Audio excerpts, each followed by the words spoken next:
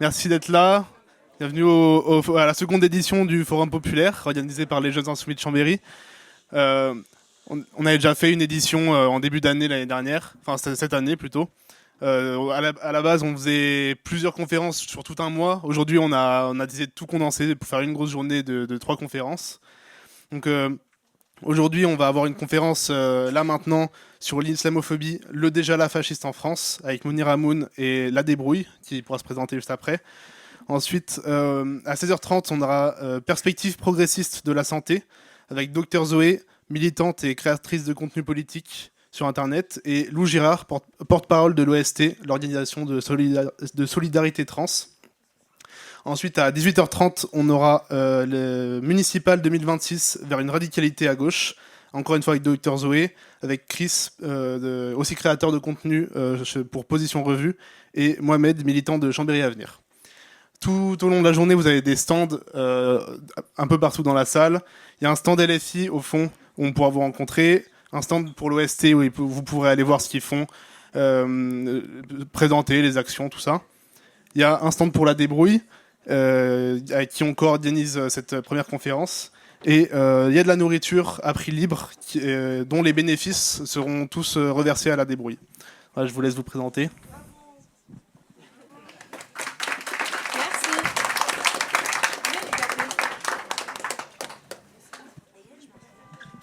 Alors bonjour à toutes et à tous. Aujourd'hui, on est très heureux de pouvoir vous présenter notre association, La Débrouille.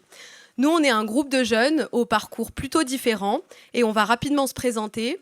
Moi, c'est Kian, j'ai 23 ans, je suis diplômée d'un master en droit et je suis cofondatrice et présidente de l'association. Bonjour à tous, moi je m'appelle JN, j'ai 20 ans et je suis en master d'architecture et d'urbanisme. Et au sein de La Débrouille, je suis la référente adhérent.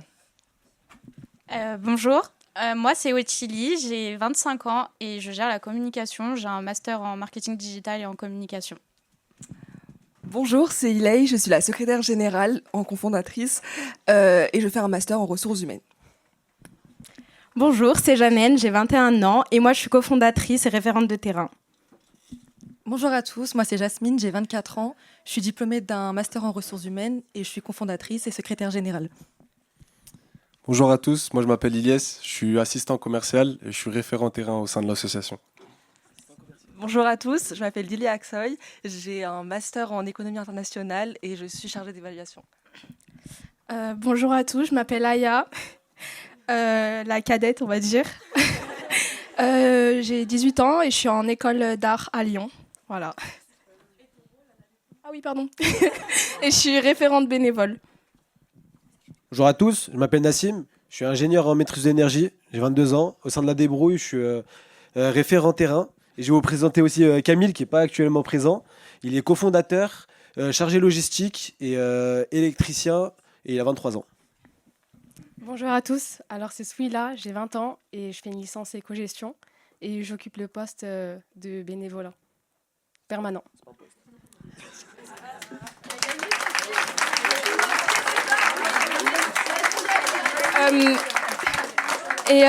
D'ailleurs, il y a Siem qui est avec nous d'habitude. Elle est coordinatrice générale. Et voilà.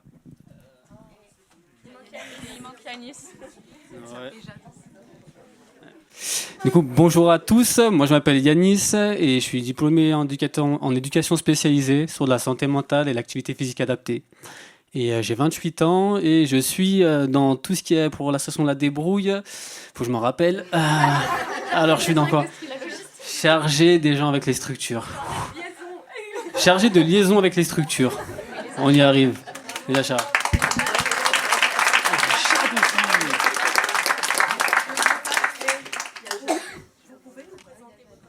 On va le faire, ouais. Ouais. Elle va le faire, ouais. On a aussi Jade, qui a 20 ans, qui n'est pas là actuellement, mais qui est en licence de droit à Jacob Belcombet. Trésorière à La Débrouille. Merci. Ouais. On a forcé les présentations. Alors, donc nous, on a décidé de créer La Débrouille autour de 3 grands objectifs. Le premier étant de mener des projets sociaux et de lutter contre la précarité. Donc pour l'instant, c'est le volet qu'on a le plus développé. On a notamment organisé des maraudes à destination des personnes sans abri. On a également organisé des distributions dans des structures, donc notamment dans des centres d'hébergement d'urgence et dans un foyer pour mineurs non accompagnés. Tout est organisé selon les besoins donc des personnes. Donc on a organisé des distributions de vêtements, de repas, de kits d'hygiène ou autres. On a aussi effectué des repas et goûters solidaires au sein de structures. Et c'était sympa parce qu'on a pu partager des bons moments ensemble et avec les résidents. Donc notre dernière action, pour vous illustrer un peu ce qu'on fait, elle date de dimanche 20 novembre. Et en fait, on se trouvait dans un foyer pour mineurs non accompagnés. Et on a démarché des coiffeurs bénévoles pour que les jeunes puissent se faire coiffer. Et c'est vraiment quelque chose qui a plu et qui, on pense, a été utile.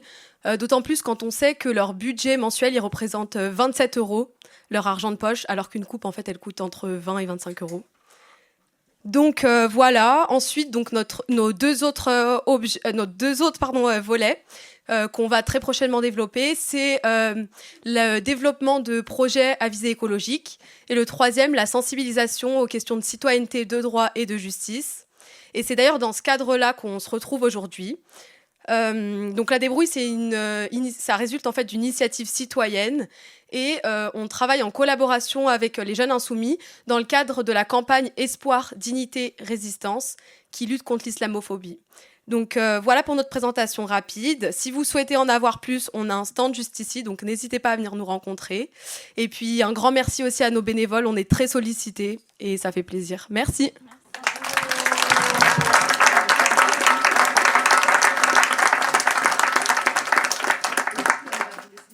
Eh ben, merci à vous d'être là pour cette conférence. Donc, on a une conférence du coup aujourd'hui sur l'islamophobie et le fascisme en France. Avec nous pour présenter, il y aura donc moi, Yanis, Aya. On aura aussi Monira Moon qui est présente juste ici. Est-ce que Monira, tu veux te présenter? Non, c'est présenter à la débrouille. Est-ce que toi, tu veux te présenter ce que tu fais en général? Oui, je veux bien. Bonjour à toutes et à tous. Moi, je suis militante antiraciste et syndicaliste. J'anime beaucoup de formations sur le racisme et sur l'islamophobie en particulier. Je suis aussi dans la campagne BDS, BDS France, boycott des investissements sanctions, où j'anime aussi des formations sur l'histoire de la Palestine et le moyen d'action que constitue BDS. Et voilà. Et merci pour l'invitation. Du coup, c'est la troisième fois que je viens à Chambéry. Et du coup, l'accueil est toujours super. Et voilà, merci beaucoup. Non, mais super.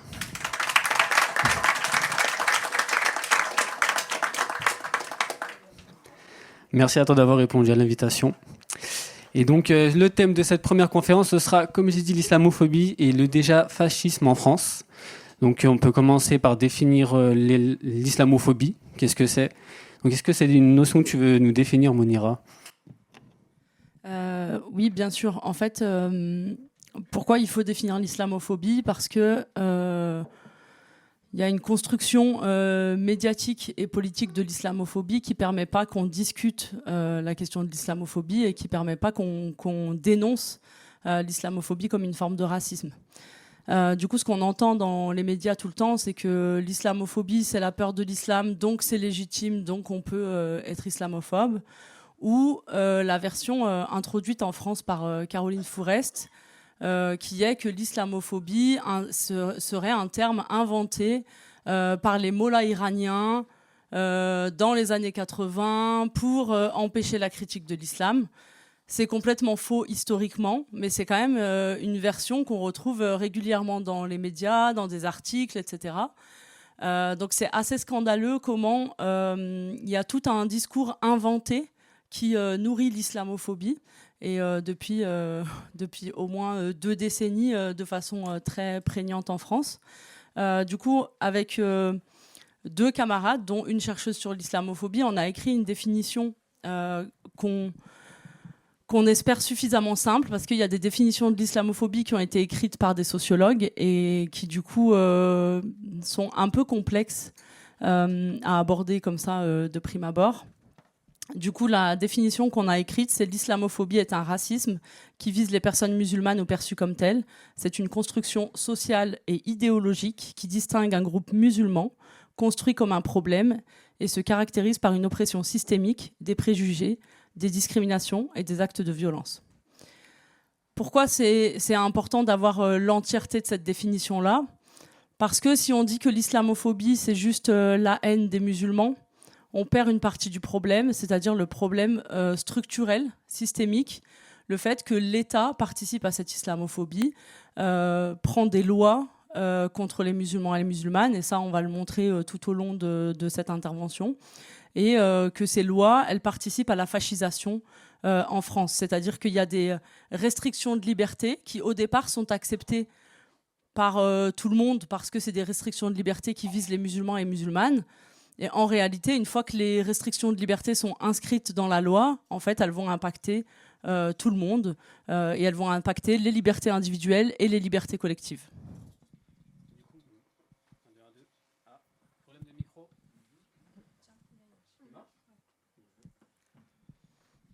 Du coup, justement, on va revenir à cette définition du fascisme pour que ça soit aussi plus clair pour nous tous.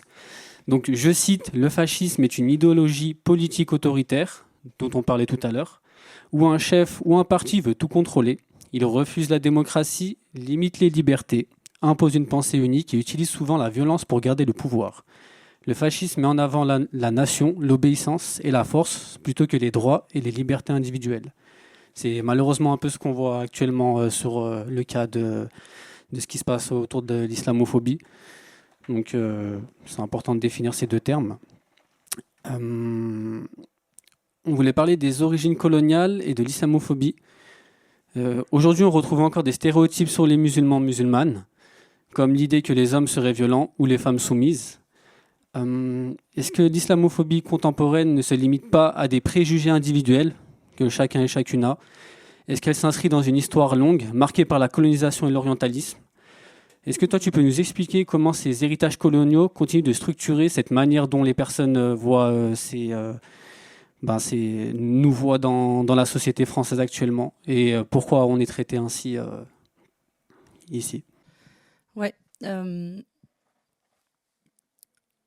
Du coup, c'est important de revenir à ces origines-là parce que l'islamophobie, c'est un phénomène qui prend beaucoup d'ampleur depuis au moins les années 2000, mais qui existe depuis très longtemps et qui s'est construit dans le colonialisme et dans la colonisation, notamment la colonisation de l'Algérie. Dans le cadre colonial, l'Occident crée ce qu'on appelle l'orientalisme, c'est-à-dire une image de l'Orient. Et cette image, elle est aujourd'hui très ancrée. En fait, les préjugés qui existent aujourd'hui, les préjugés racistes sur les musulmans, sur les arabes, etc., sont beaucoup tirés de cet orientalisme qui a été, c'est une image qui a été fabriquée par l'Occident. L'idée, c'était d'avoir une séparation entre deux blocs, un bloc occidental qui est la civilisation, les progrès, les lumières, etc., et un bloc qui est un bloc où il y a des barbares. Donc vous connaissez certainement ce vieux truc de la colonisation, la civilisation contre la barbarie. Et donc l'idée, c'était de tout construire en opposition, avec des endroits qui sont des endroits civilisés, etc., et des endroits qui sont des endroits de barbares, des gens qu'il faut soumettre, civiliser, dominer, etc. Et ça permet de justifier la domination. Et il faut avoir en tête aussi que le racisme, c'est-à-dire la création, l'invention des races, et cette hiérarchisation des gens selon des critères raciaux, ça a été inventé pour justifier la colonisation. C'est-à-dire que c'est vraiment au service de la colonisation. C'est pour, alors Frantz Fanon disait ça, pour justifier de la colonisation, il faut arriver à montrer l'infériorité du peuple qu'on va coloniser pour justifier le fait qu'on ait le droit de s'accaparer leurs terres, leurs ressources et même leurs forces de travail et les exploiter. Donc le racisme repose sur ça. Et donc particulièrement sur l'orientalisme, il y a tout un courant littéraire et artistique qui se crée sur l'orientalisme et qui va donner des stéréotypes très grossiers et très genrés sur les Arabes et les musulmans, les arabo-musulmans. Dans l'histoire, ça a été plus large. L'Orient, ça va aussi jusque à l'Asie du Sud-Est, etc. Selon les besoins coloniaux, l'orientalisme, il est beaucoup plus large que la question des musulmans. Là, on va s'intéresser particulièrement à la question des arabo-musulmans.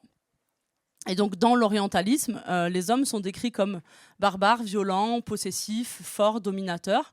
Et les femmes, elles sont décrites comme soumises, hypersexualisées, lascives, mais toujours cachées.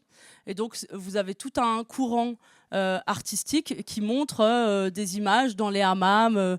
N'importe qui est allé voir une expo au musée a déjà vu ces images de qu'est-ce qui se passe derrière les murs du hammam, ce qui se passe derrière les murs du harem, etc. Avec des femmes toujours à moitié dénudées, la poitrine dénudée, alors que en Occident, ça se faisait pas du tout, en fait, de dénuder les femmes. Mais avec les femmes orientales, il y avait ce fantasme très fort. Et avec une obsession de découvrir ce qui se passe derrière les murs des maisons, derrière les harems, derrière les hammams, etc. Et ça, c'est quelque chose qu'on retrouve beaucoup et qu'on retrouve dans l'islamophobie aujourd'hui, avec l'idée très structurante de l'islamophobie, que les hommes, en fait, il faut les canaliser, les dominer, et que, en fait, les femmes, il faut les sauver. Donc il faut les sauver du voile, il faut les sauver de leur mari, père, frère violent. Et en fait, toute l'islamophobie s'est construite sur ce discours de « il faut sauver les femmes ». Donc on va y revenir un peu après.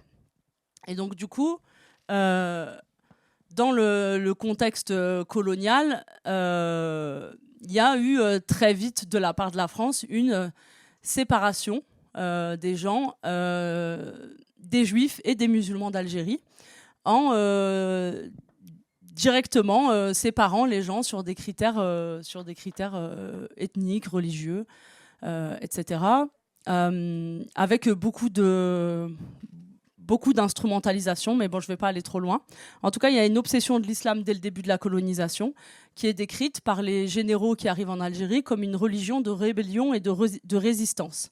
Et donc, il y a dans l'idéologie islamophobe toute cette idée qu'il faut surveiller, punir, empêcher, etc.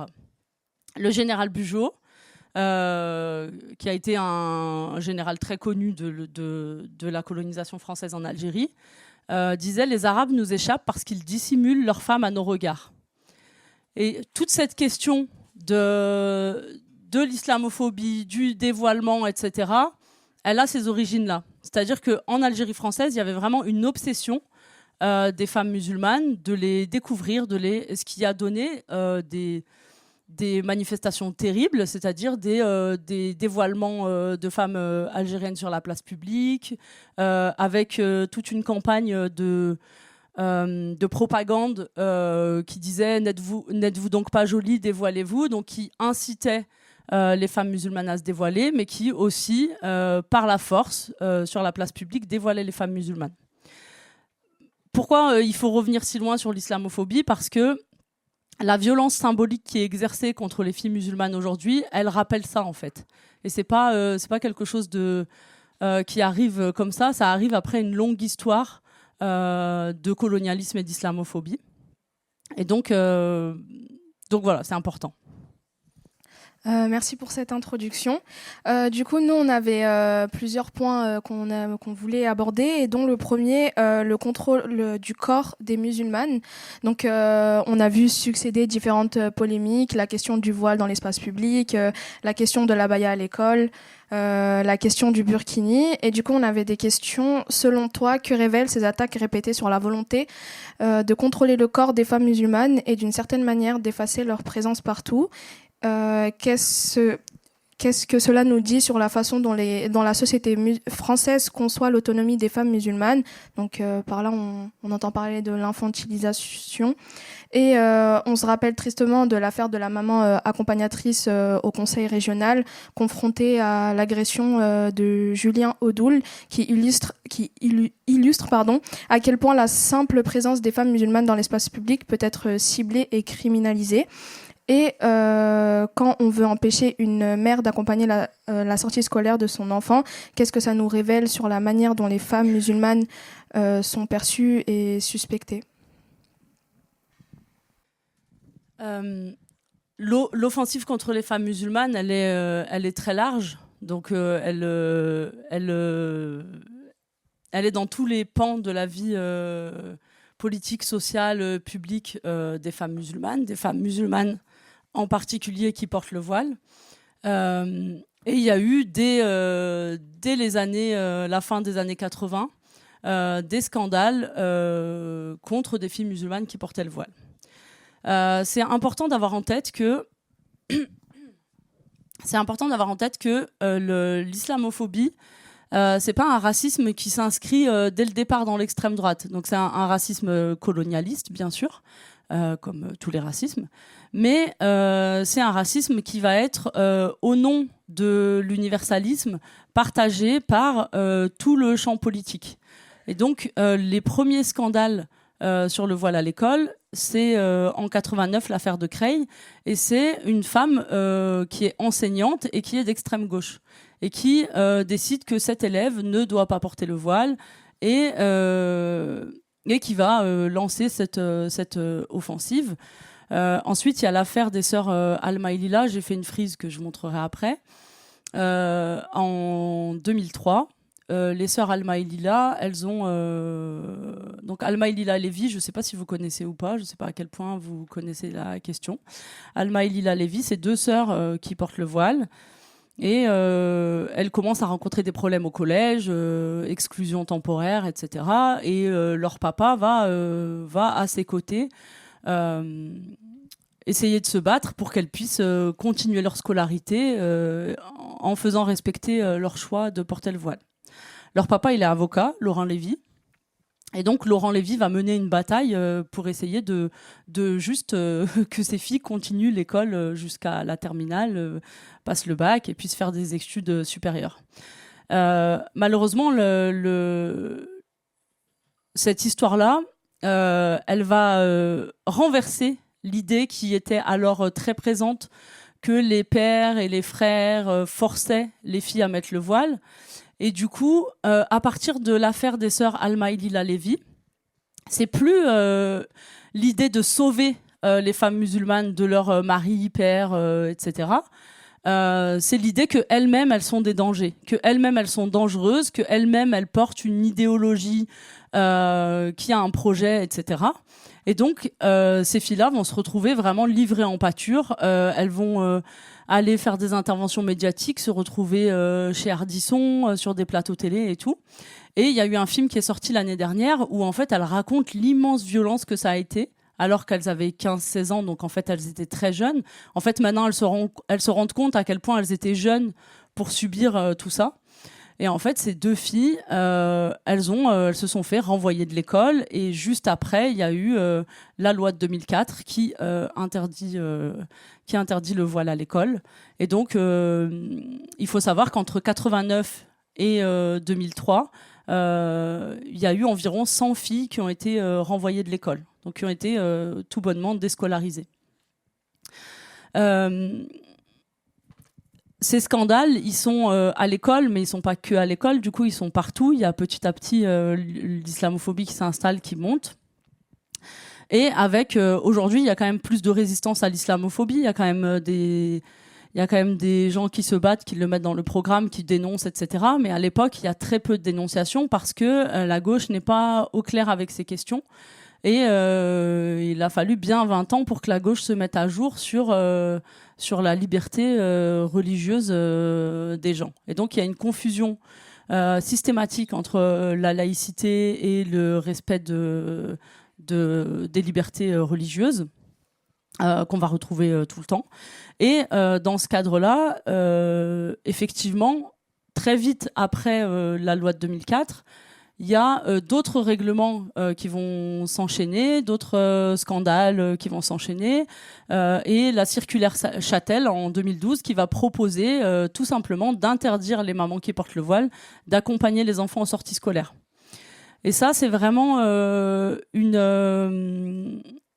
je veux dire, c'est toujours quelque chose qui est à l'ordre du jour.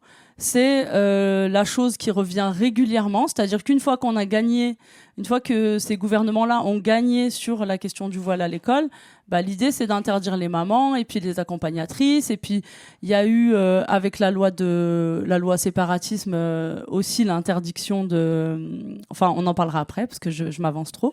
Mais en tout cas il y a toujours une double injonction à la fois à s'intégrer et à la fois à rester à l'écart quand on est trop visible comme musulmane. Et ça, c'est vraiment le truc impossible, c'est-à-dire que si la personne, elle est à l'écart et qu'on la voit pas, il y a des soupçons de radicalisation, on la voit jamais, cette maman, etc. Et si la maman est là et s'implique à l'école, bah finalement, on lui dit, mais en fait, tu peux pas parce que tu portes le voile. Donc, il n'y a pas de bonne solution, en fait. C'est vraiment... pour les musulmans et les musulmanes, il n'y a pas de place là-dedans, en fait. Il n'y a pas de façon de sortir tranquillement de cette islamophobie. Et donc, vraiment, cette idée de civiliser au nom de l'universalisme et tout, elle est très présente. Vous voyez ce petit coupon de presse, en fait. C'est pour dire que en fait, à partir du moment où la loi, même si elle n'existe pas, parce que la circulaire Châtel, elle a été retoquée, elle n'est pas passée. Mais à partir du moment où elle a été discutée, eh ben, ça autorise les gens à refuser une maman qui accompagne. Voilà. Et ça arrive à chaque fois, à chaque période où il y a cet emballement médiatique. Et ben, derrière, il y a des gens des personnels de l'école par exemple qui vont dire bah non vous pouvez pas accompagner, c'est interdit, alors que c'est pas interdit, mais il y a un entraînement comme ça avec l'effet médiatique. Et donc ce à quoi on a affaire, désolé j'avance encore un peu sur ça, ce à quoi on a affaire dans ce cas-là, c'est ce qu'on appelle le fémonationalisme, c'est-à-dire l'instrumentalisation du féminisme à des fins racistes. Et cette instrumentalisation, on la voit beaucoup, à outrance même. Et donc, à chaque fois qu'on dénonce l'islamophobie, on nous parle des femmes iraniennes, des femmes afghanes, dont, je veux dire, les gens qui disent ça, ils s'en fichent complètement des femmes iraniennes et des femmes afghanes. Hein. C'est pas leur sujet de militance dans la vie quotidienne. Ils sont pas là en train de sauver des femmes iraniennes ou afghanes. Mais c'est juste une façon de balayer le truc et en plus de rendre responsables les musulmanes en France des oppressions subies par d'autres femmes dans le monde.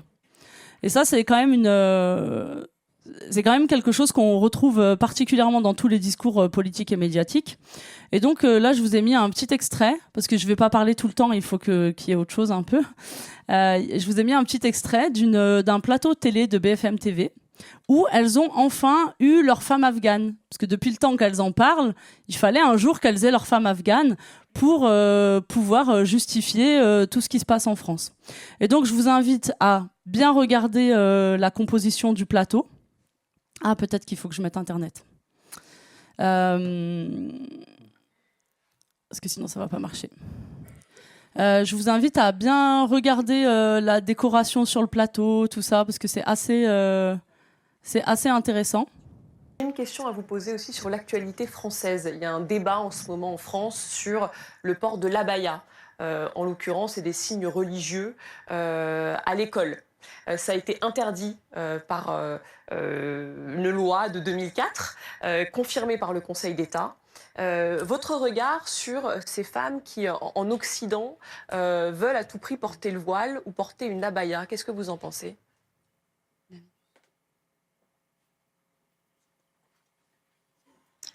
خب Mais ce qui est sûr pour vous, la liberté de s'habiller est libre.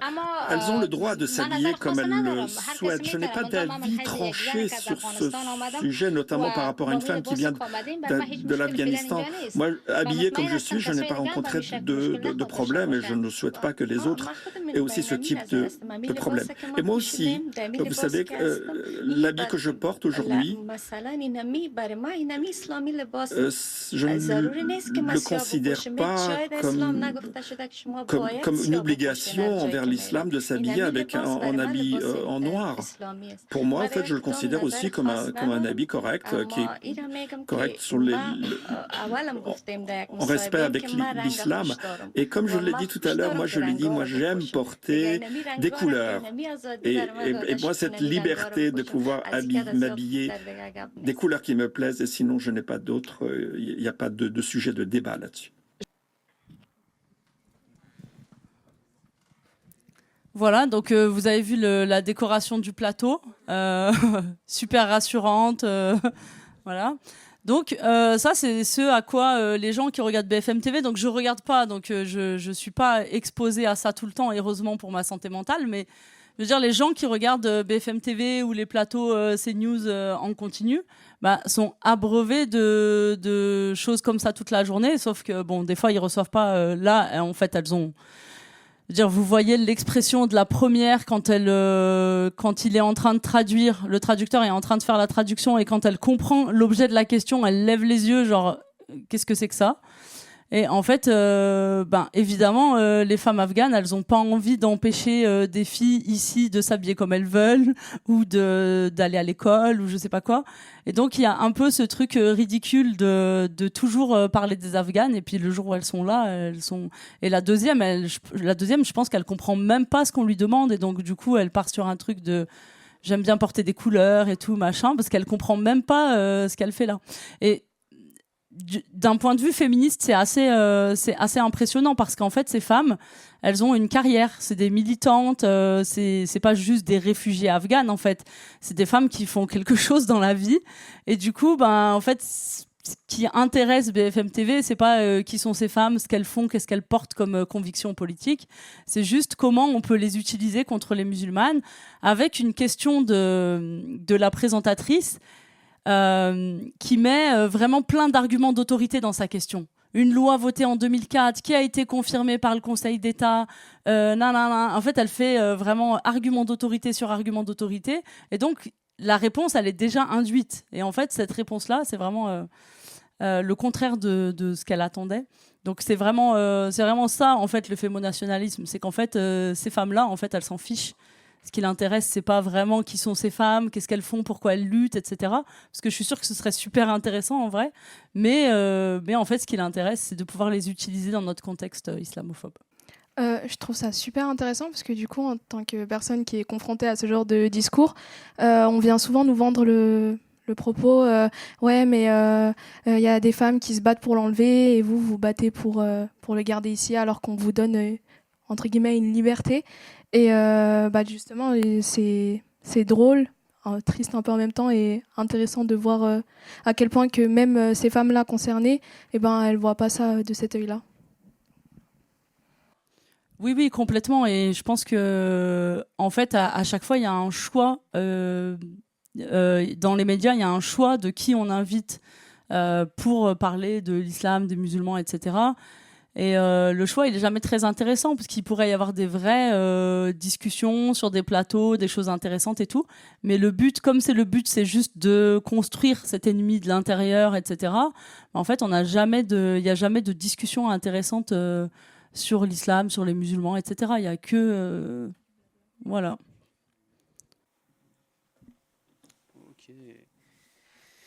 Super, merci pour ce retour. Là, on a parlé justement un peu des violences que les médias font à l'encontre des musulmans, donc ça, l'islamophobie qu'on peut voir à travers les médias.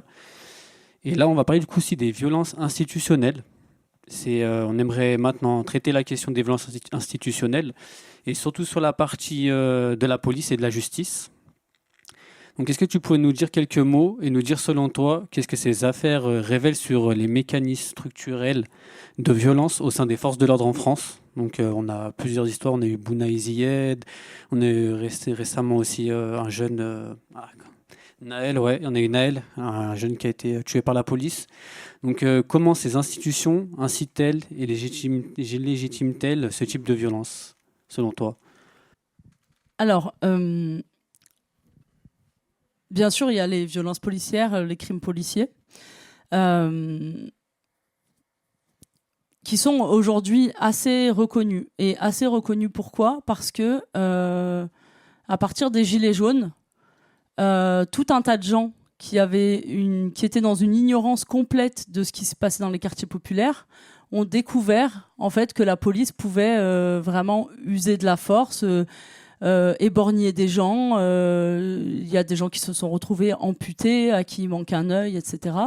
Et donc vraiment, il y a quand même une prise de conscience à partir des Gilets jaunes assez générale de la question des violences policières, mais pas de l'intensité du harcèlement policier au quotidien dans certains quartiers populaires. Parce que vraiment, c'est un harcèlement quotidien. Et aujourd'hui, avec un dispositif où les policiers peuvent juste mettre des amendes à des gens, et ben, il y a la défenseur des droits a produit un rapport il y a début décembre, fin novembre.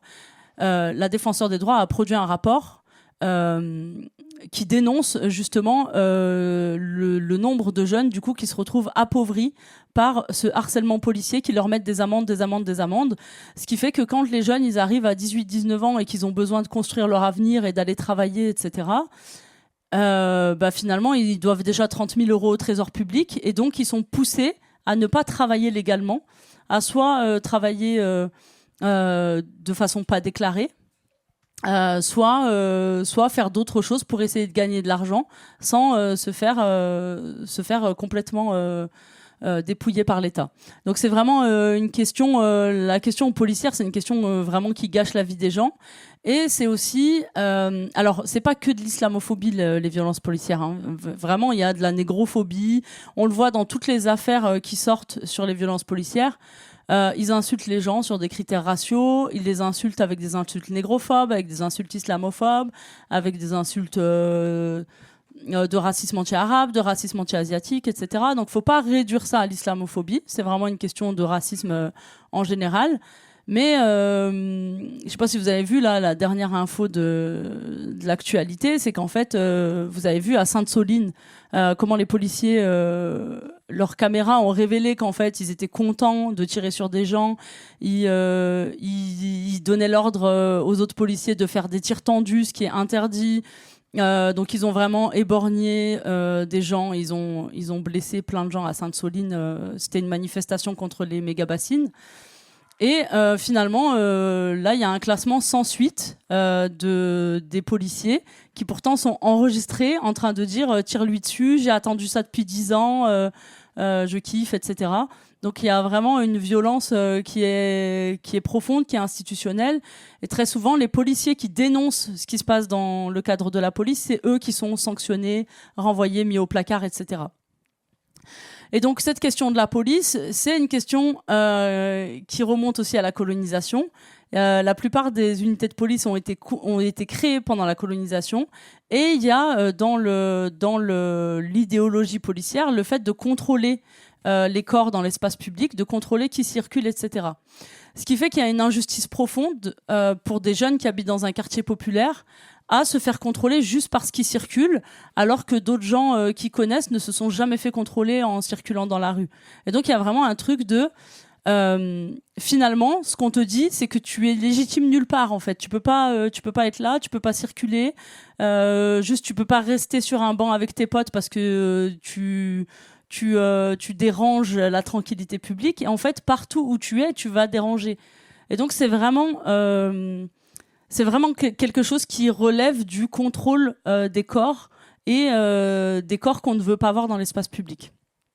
Et donc, l'expérience des musulmans avec la police ces dernières années, c'est perquisition, assignation à résidence, gel des avoirs, soupçon de radicalisation, signalement, fiche S, etc.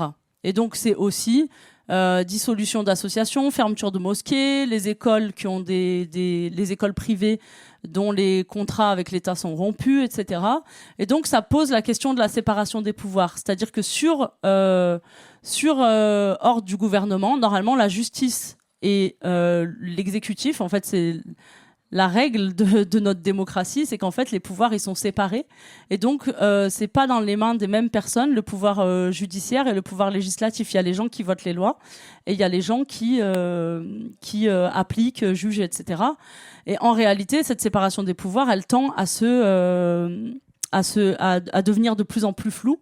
Et il y a des dispositifs qui sont pris au niveau de la loi pour pouvoir s'affranchir d'une justice indépendante. Et par exemple, en 2017 a été créée la loi sur la sécurité intérieure et la lutte contre le terrorisme par Gérard Collomb. Et en fait, ça permet de contrôler donc par des procédures administratives, ça permet d'intervenir, donc de faire des visites domiciliaires. Visite domiciliaire, ça veut dire perquisition. Ça permet de perquisitionner des gens en amont d'une procédure judiciaire. Ça veut dire qu'on n'a pas encore d'éléments. Et donc, d'abord, on perquisitionne. Et ensuite, on va voir si on peut trouver une infraction. Et donc, même s'il n'y a pas d'infraction terroriste à la base, on peut d'abord faire la perquisition. Et ça a été utilisé énormément. Et ce que Amnesty International dénonce, c'est que en 2015, après l'état d'urgence, il y a eu des milliers d'arrestations et d'opérations de perquisition, etc., contre les musulmans et musulmanes. Il y a eu 3242 perquisitions, 400 assignations à résidence, avec usage excessif de la force, des gens qui ont perdu leur boulot parce que le boulot a appris qu'ils avaient été perquisitionnés, mis en garde à vue. Et donc, ça a ruiné la vie de tout un tas de gens.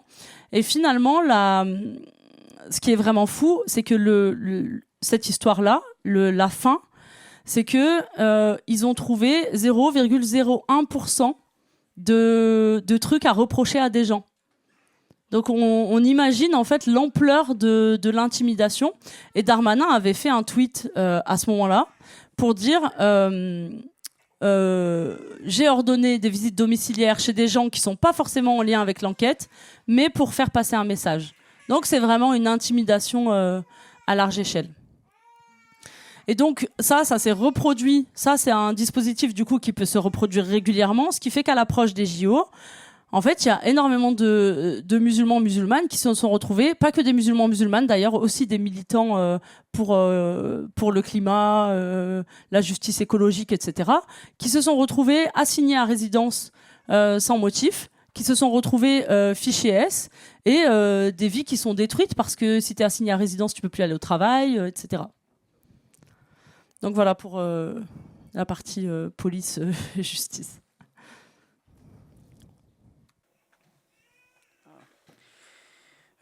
On avait aussi une notion qu'on voulait éclaircir avec toi, c'était celle de syndrome méditerranéen.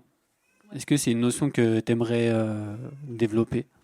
Alors ça c'est pareil, hein, je tiens à dire que ça ne concerne pas l'islamophobie en particulier. Bien sûr, dans un contexte très islamophobe, ça va beaucoup concerner les musulmans et les musulmanes, mais en réalité, ça concerne toutes les personnes racisées. Voilà, exactement.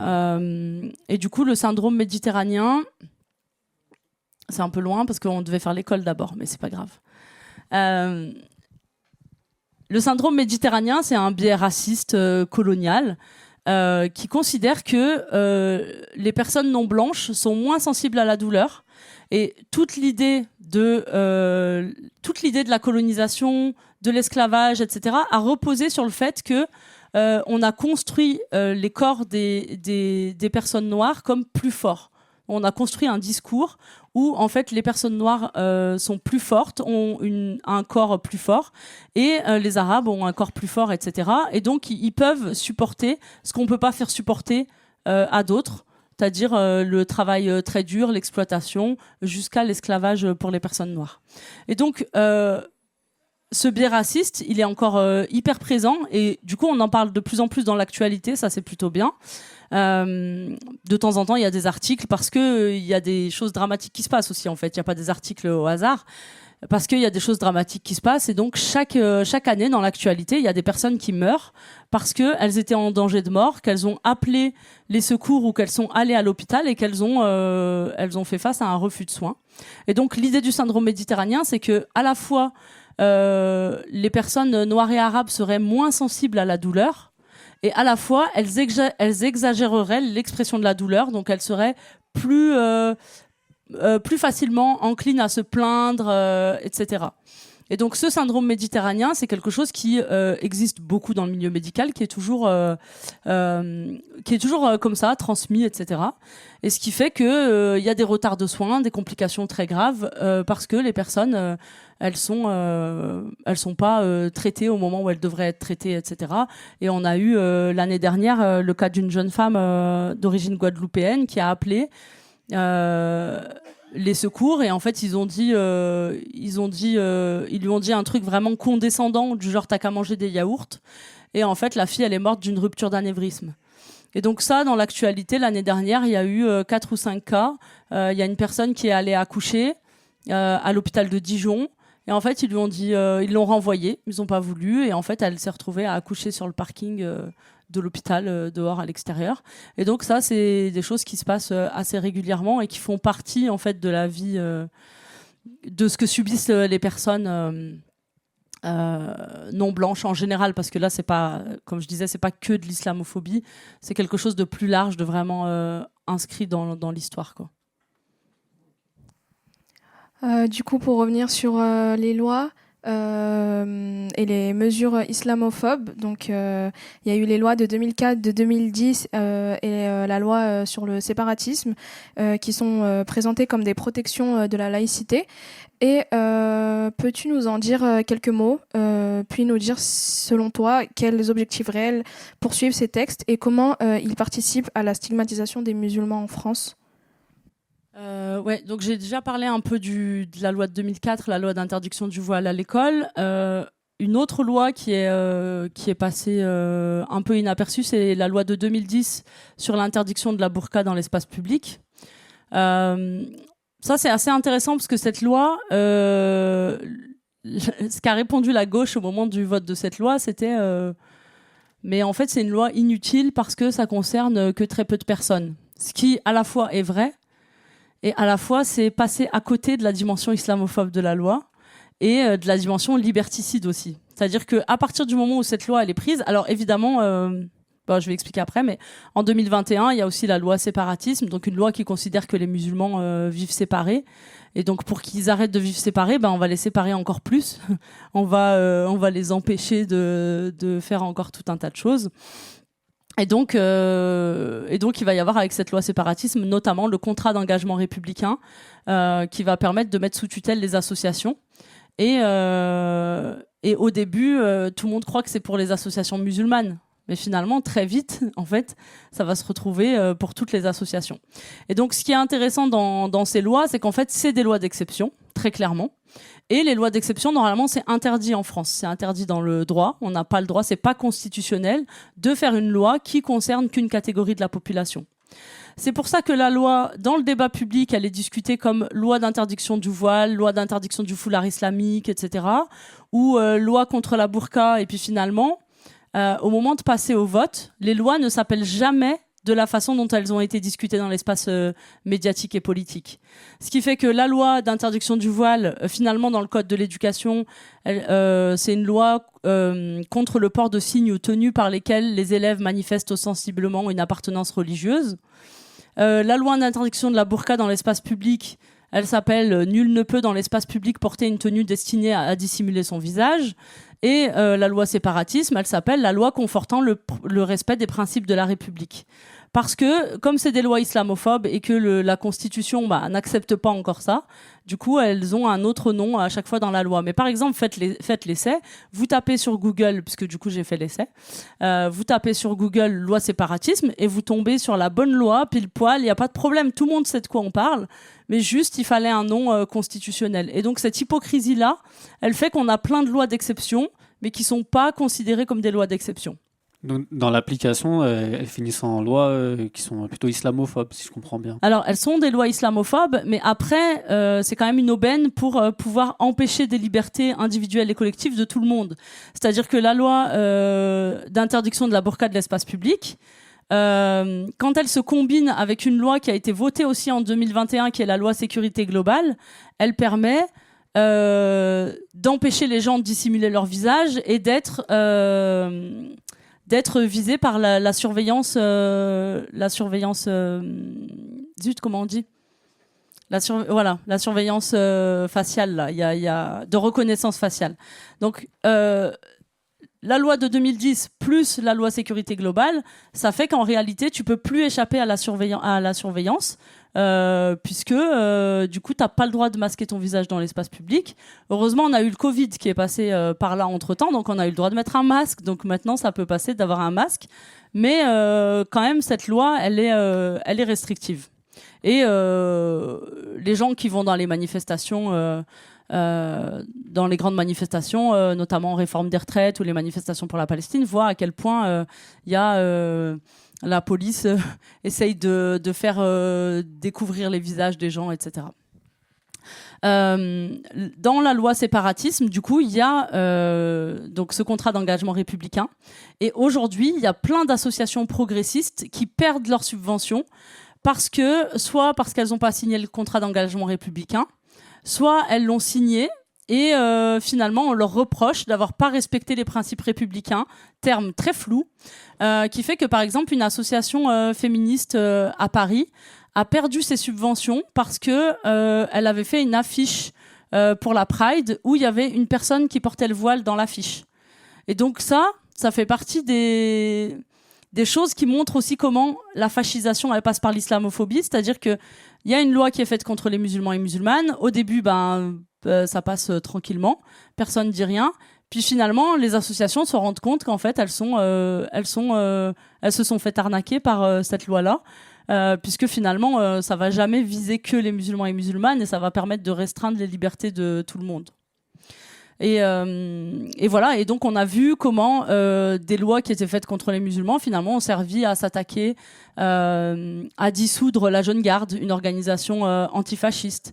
Du coup, ils ont utilisé, dans la loi séparatisme, il y avait la facilitation de dissoudre des organisations, des associations, et finalement, ils l'ont utilisé pour dissoudre la Jeune Garde. Ils avaient prévu de dissoudre les soulèvements de la terre. Finalement, ils ont reculé au dernier moment. Mais il y a vraiment une utilisation contre les mouvements progressistes, écologistes, etc. On a pu voir que certains élus, comme par exemple Laurent Wauquiez, qui propose d'aller encore plus loin, notamment en voulant interdire le foulard dans les espaces publics, interdire le jeûne pour les mineurs moins de 16 ans, je crois. Comment interpréter cette tendance à légiférer toujours davantage sur ce qui relève de la pratique religieuse musulmane ? Peut-être en fait je reviens un peu à la définition de la laïcité parce que après quand même faut rappeler que tout ça se fait au nom de la laïcité. La laïcité de 1905, c'est le principe de séparation des églises et de l'État. Et des églises, pas de l'église, mais des églises, c'est-à-dire de tout culte.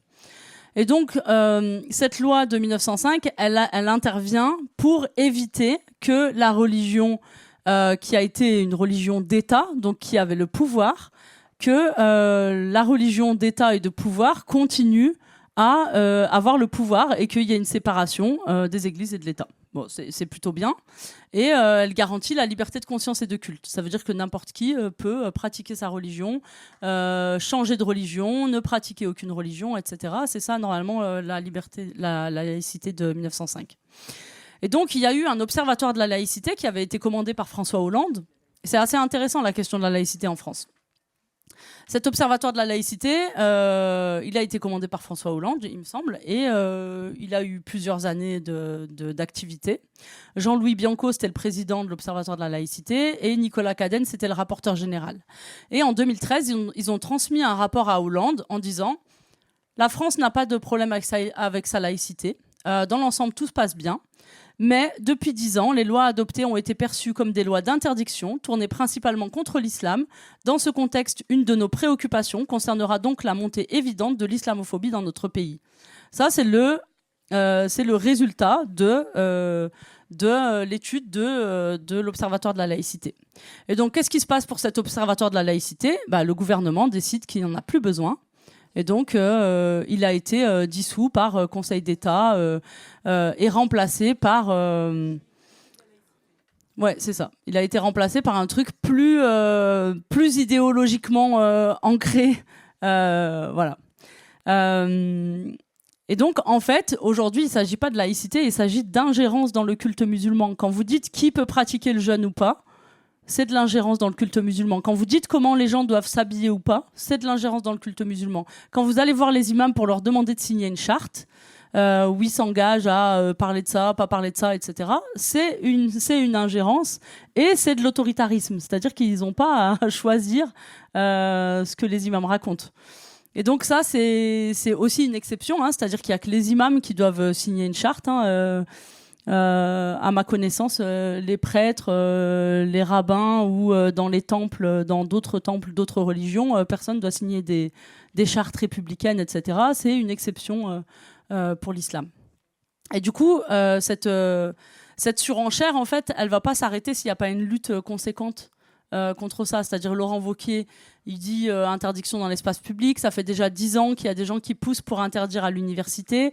Il y a une loi qui est en train d'être votée au Sénat contre la possibilité pour les personnes qui portent le voile de participer aux compétitions sportives. Déjà en 2023, il y a eu la rentrée des Habayas, il y a eu Pécresse qui a supprimé les subventions des assos qui acceptaient que les filles participent aux compétitions avec leur voile. Du coup, ça fait que finalement, les femmes musulmanes, elles peuvent faire quoi en fait ? Les femmes musulmanes qui portent le voile, elles peuvent faire quoi ? Si elles peuvent pas faire du sport, elles peuvent pas aller à l'école, à la fac, etc. Et c'est vraiment une oppression du quotidien. Je veux dire, je pense qu'il y a un décalage total entre les musulmans et les musulmanes qui vivent ça et les autres qui le vivent pas et qui du coup voient pas à quel point c'est quelque chose de tous les jours, où on est tout le temps dans l'actualité, où on est tout le temps soumis à une prochaine future loi, ou alors on en parle pendant des années, etc. Donc il y a une saturation de cette question.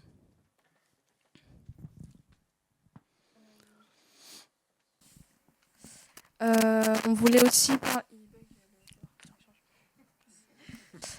aussi parler du musulman érigé comme problème et la suspicion généralisée.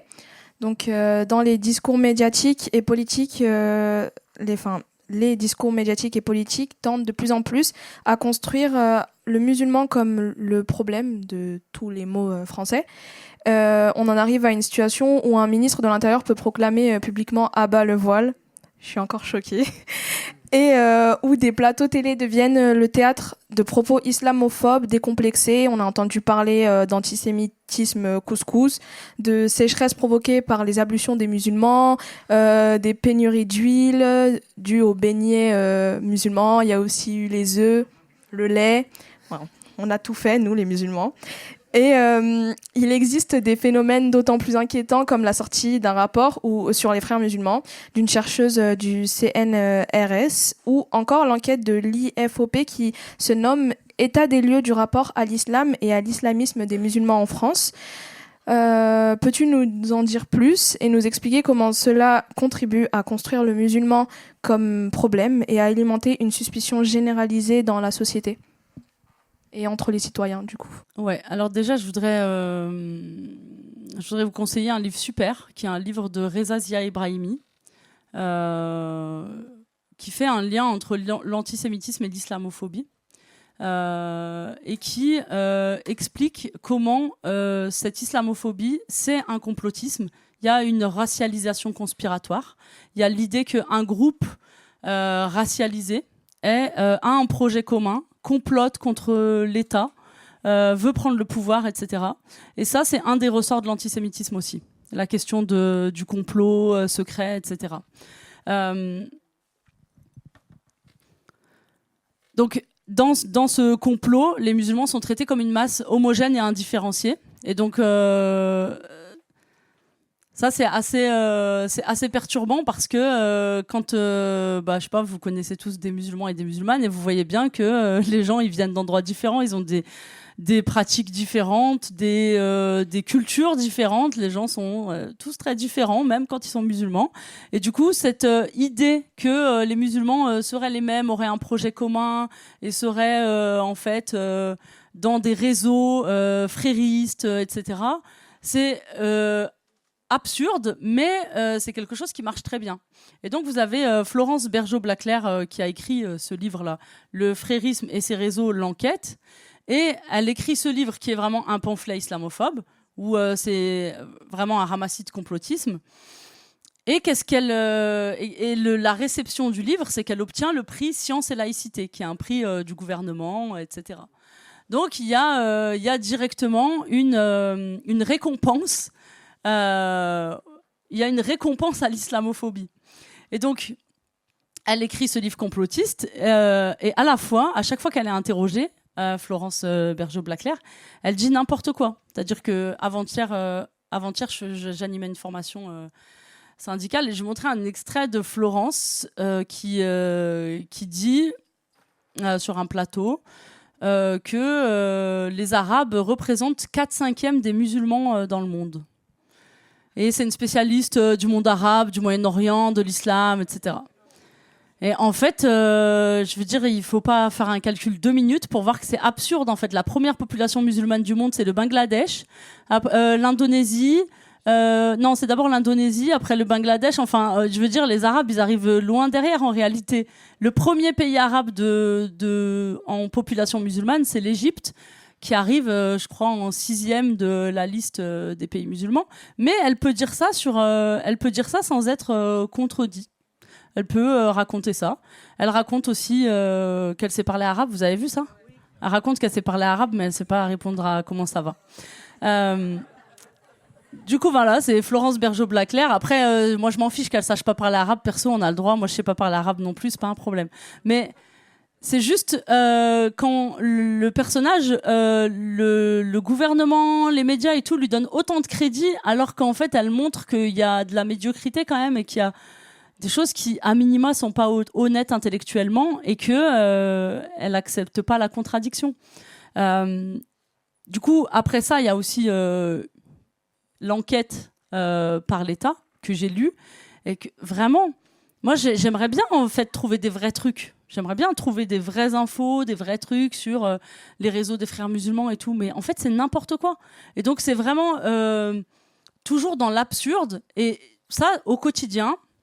Ça a des répercussions très concrètes. C'est-à-dire que moi, j'ai un camarade au syndicat qui travaille à Sud Aérien et vous pouvez retrouver cette histoire. Il a fait une interview dans Mediapart et tout ça. Donc, c'est sorti cette semaine ou la semaine dernière.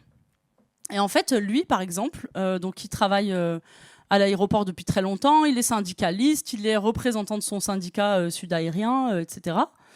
Et il est convoqué... quelqu'un lui téléphone et il est convoqué à la police. Et donc, comme sa fille s'est fait voler son téléphone la semaine précédente, il croit qu'il va juste à la police pour l'histoire du téléphone de sa fille. Et finalement, il se retrouve dans une salle fermée avec 2 personnes qui lui posent des questions sur quand vous pratiquez, comment vous pratiquez l'islam, est-ce que vous allez à la mosquée, qu'est-ce que vous faites, qu'est-ce que vous avez prévu les prochains jours, etc. Donc, il lui pose plein de questions. Et du coup, au bout d'un moment, il leur dit je suis en garde à vue. Ils lui disent non. Il dit mais en fait, pourquoi je suis là ? En fait, j'ai pas reçu de vraie convocation, etc. Et du coup, il vit un truc un peu incompréhensible. Et quand il ressort de là, il essaye de rappeler sur le numéro. Et en fait, la puce n'est plus active. C'est un Leica mobile. Mais il est reçu dans un commissariat. Hein. Il est reçu dans un commissariat du 93. Mais c'était des gens de la DGSI. Et donc...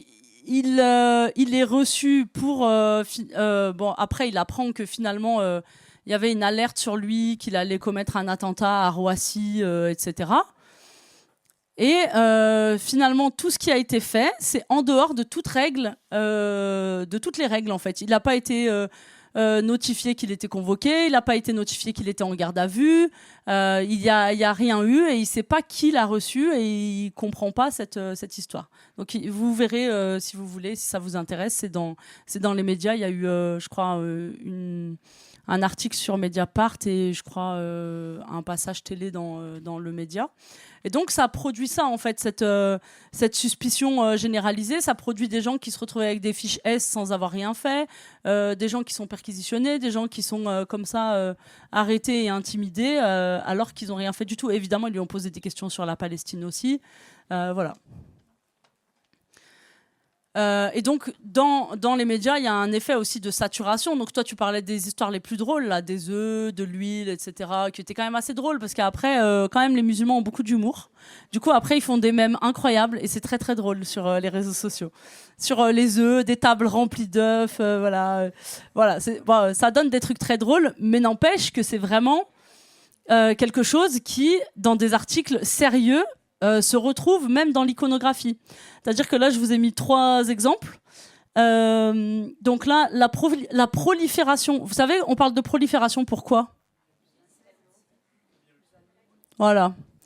Et donc là, la prolifération, c'est la prolifération du voile dans l'espace public est le fruit d'une patiente offensive politique. Ça, clairement, c'est le complotisme. Ça, clairement, c'est l'idée que en fait, toutes les personnes qui êtes là et qui êtes musulmanes, en fait, vous avez un projet commun, vous avez des réunions tardives le soir pour essayer d'organiser un projet d'islamisation de la France, de grands remplacements, etc. Et ça, c'est vraiment dingue, mais ça passe normal, quoi. Ils n'ont pas honte de faire ça. La deuxième photo, elle est intéressante parce que c'est juste un article sur le confinement qui n'a rien à voir avec les musulmans, l'islam et tout. Mais pour un article sur le confinement, ces astuces qui leur permettent de sortir plus d'1 heure. Et là, du coup, l'iconographie, c'est quoi ? La seule personne qu'on voit de face, c'est une femme musulmane qui porte le voile. Alors que ça a rien à voir avec l'islam et les musulmans. L'image qui est choisie, c'est l'image d'une femme musulmane parce qu'il est question de triche. Il est question de sortir plus d'1 heure, alors que pendant le confinement, on avait le droit de sortir qu'1 heure. En fait, l'idée, c'est d'associer toujours des images liées à l'islam, aux musulmans, à n'importe quel sujet d'actualité. La troisième image, elle est encore plus... Enfin, moi, je la trouve très drôle. Peut-être c'est pas rigolo, mais à force, je trouve ça drôle. Mais c'est... Alors non, l'affaire du fond, elle est pas rigolote. C'est-à-dire qu'un enfant s'est étouffé avec une saucisse knacky. Du coup, Erta s'est retrouvé au tribunal. Et du coup, ils se sont dit, comment on va illustrer cette actualité avec des saucisses knacky halal ? Alors que, évidemment, c'était pas du tout des knackis halal avec lesquels s'était étouffé l'enfant, etc. Je suis allée vérifier quand même. Mais du coup, c'est aussi un des usages, c'est d'utiliser toujours des images qui renvoient à l'islam, aux musulmans, etc. Et ça, c'est fait dans plein de... J'en avais plein d'autres, et après, je peux pas vous abreuver d'images horribles tout l'après-midi, mais voilà, c'est aussi, il y a cet effet de saturation où en fait, même si tu crois pas tout ce qu'il raconte, bah, il reste toujours quelque chose, vu que c'est tout le temps, c'est récurrent, c'est dans les journaux papier, sur les plateaux télé, etc. Bah, il reste toujours quelque chose de suspicieux sur l'islam et les musulmans, même quand toi, t'es pas dans une idéologie raciste et que t'es plutôt safe, ben quand même, il reste des trucs, tu sais pas, quoi.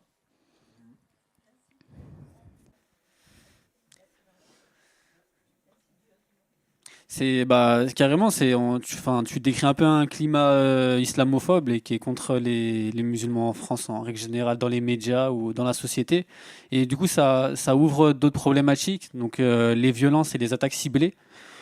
Il y a une association qui s'appelle le CCIE, donc c'est un collectif contre les violences, contre les islams en Europe.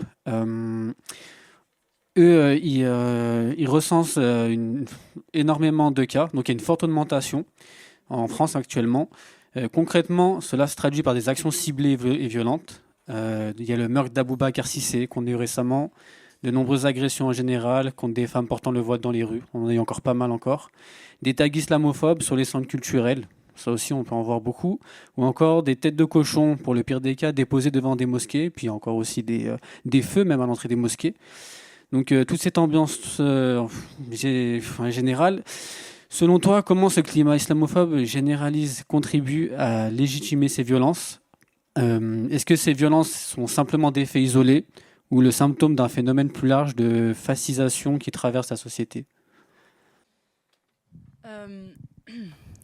Ouais. En fait, évidemment, il faut dire que toute l'offensive islamophobe politique et médiatique, elle a des conséquences.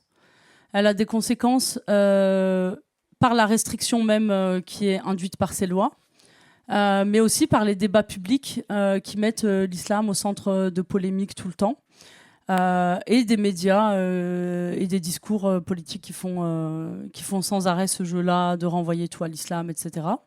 Et le problème de cette histoire, c'est qu'en fait, les gens dont on parle, on les entend jamais. On leur donne jamais le micro pour discuter avec eux, etc. Juste, on parle d'eux tout le temps, mais ils sont jamais présents pour discuter, débattre, etc. Ce qui fait que c'est facile de développer des préjugés, de l'essentialisation sur des gens que tu vois jamais, en fait, sur des gens qui sont complètement invisibilisés du débat public, mais qui sont surreprésentés dans la discussion dans l'espace public. Et du coup, ça légitime bien sûr des passages à l'acte parce que ça déshumanise le fait de jamais voir des gens, mais qui soient construits comme des ennemis. Mais bien sûr, ça participe à la déshumanisation. Et sur la question du CCIE, je tiens à dire quand même qu'on n'a pas des chiffres très exhaustifs de ce qu'est l'islamophobie. Parce que le CCIE, c'est des gens qui vont faire la démarche d'aller vers le CCIE pour faire remonter une situation. Et donc, la majorité des gens ne le font pas. Et malgré ça, dans une des données du CCIE, entre 2022 et 2023, on voit l'augmentation, en tout cas des plaintes au CCIE de l'islamophobie. Mais ce qui constitue la majorité de ces plaintes-là, c'est de la discrimination. C'est-à-dire de la discrimination qui vient des institutions, de l'État, etc. Ça veut dire que la majorité quand même de... Alors après, il y a provocation, incitation à la haine, injure, harcèlement moral, diffamation. Mais vraiment, en jaune, c'est la discrimination. Donc en réalité, les musulmans souffrent massivement de discrimination avant tout. Et donc la provocation à la haine, elle arrive derrière la discrimination, dans en tout cas les plaintes qui sont faites. Et le harcèlement moral aussi. Tu veux dire par là qu'il y a beaucoup de, il y a d'autres formes de violence qui n'ont pas été, où les personnes qui l'ont subi n'ont pas été portées plainte ou. Alors bien sûr, quand tout à l'heure on parlait des violences policières, alors déjà il y a une partie de l'islamophobie qui est légale. Donc vous n'allez pas, je veux dire, si en septembre 2023 il y a la circulaire de la rentrée sur les habayas. Si vous êtes contrôlé par la police à l'entrée de l'école, le directeur va vous demander de vous déshabiller, etc. En fait, ce qui s'est passé plein de fois, en fait, des filles de 15 ans à qui un homme directeur de l'école demande de se déshabiller, etc. En fait, tu vas pas forcément aller porter plainte parce que c'est l'institution, parce que c'est légal. T'as vu le ministre à la télé dire qu'on allait interdire les habayas, etc. T'as vu les gens sur les plateaux télé discuter de « mais comment on sait si c'est une robe religieuse ou pas ?» Et ensuite, ils ont dit « oui, mais c'est par... on le voit. » On le voit. Donc, c'est vraiment un truc de contrôle au faciès, mais qui est légitimé par l'État et qui, du coup, les gens vont pas aller se plaindre de « je subis de l'islamophobie à l'école ». Donc, c'est pour ça que les chiffres, ils sont vraiment pas bons. C'est super dur d'avoir des chiffres sur la question de l'islamophobie. En tout cas, il y en a un peu avec le CCIE, mais il faut savoir que le CCIE est visé par la répression d'État. Et il y a quelques mois, ceux qui travaillent au CCIE ont été perquisitionnés, arrêtés, etc. Du coup, il y a... le CCIF déjà a été fermé. Le collectif contre l'islamophobie en France a été dissous par l'État et confirmé par le Conseil d'État. Et donc aujourd'hui, la seule organisation contre l'islamophobie qui existe, elle existe parce qu'elle est en Belgique. Sinon, en France, elle peut pas. Et même en étant en Belgique, en fait, les gens sont perquisitionnés, arrêtés, criminalisés. Donc, il y a cette difficulté avec le CCIE. Donc, si vous voulez les soutenir, je vous engage à prendre votre adhésion.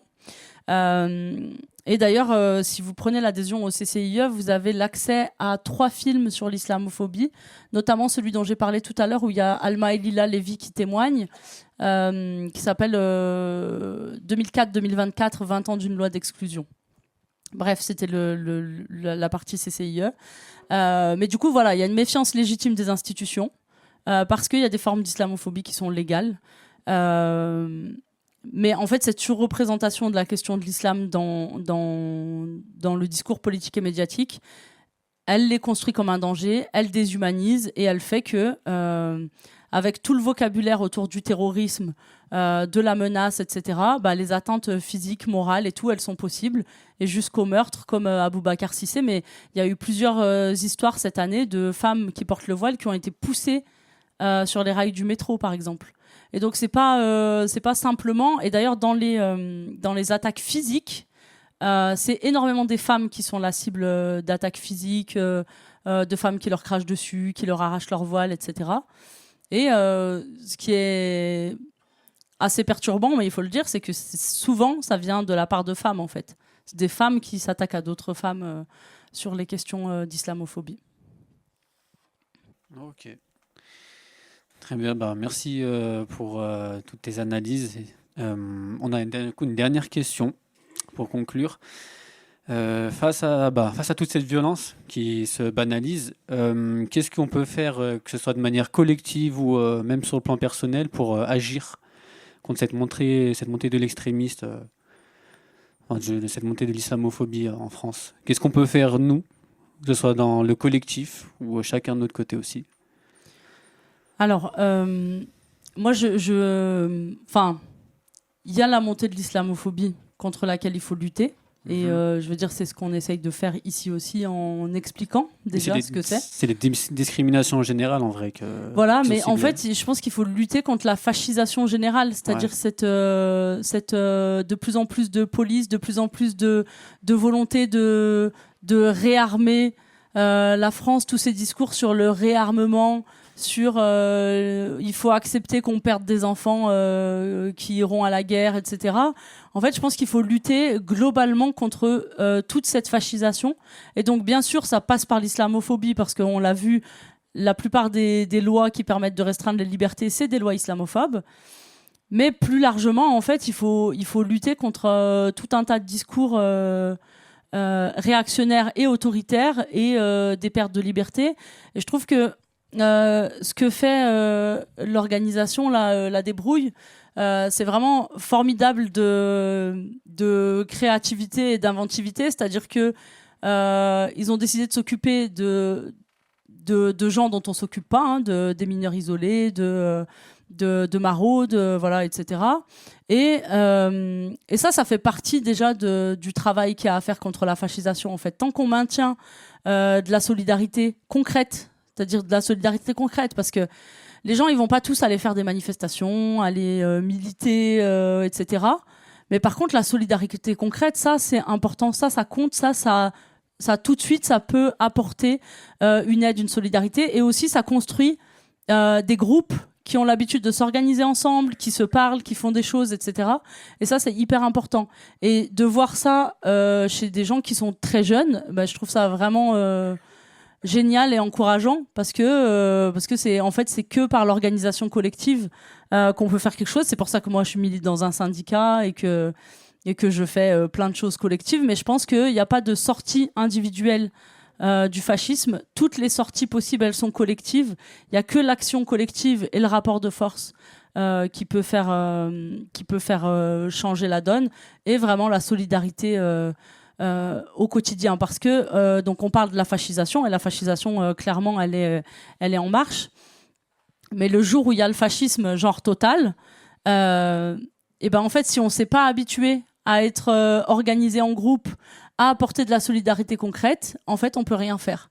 Et donc l'important, je pense, j'ai pas de leçon à donner là aujourd'hui, c'est ce que vous faites déjà. En réalité, c'est déjà c'est déjà quelque chose d'énorme, et c'est quelque chose qui peut parce que forcément vous allez vous réunir, vous allez avoir des discussions, vous allez comprendre des trucs, et petit à petit, Et donc, à la fois, ça va vous politiser, et à la fois, ça va vous apprendre à vous organiser ensemble, à essayer des choses, à voir que ça marche pas et qu'il faut faire autre chose, etc.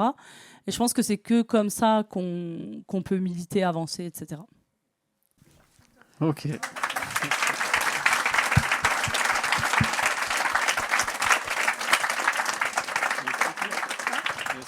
Je vous laisse une petite bibliographie si vous avez envie de lire des trucs intéressants. Il n'y a pas que ça, il y en a d'autres, mais j'en ai choisi quelques-uns. Merci à toutes et à tous pour cette attention. Et peut-être il y a des questions ? Oui, s'il y a des questions, mais avant tout, on voulait vous remercier, vous, de vous être déplacés de t'être déplacés pour nous. Merci à vous tous d'être venus pour cette conférence, d'avoir écouté. En fait, on vous remercie, quoi. Merci beaucoup.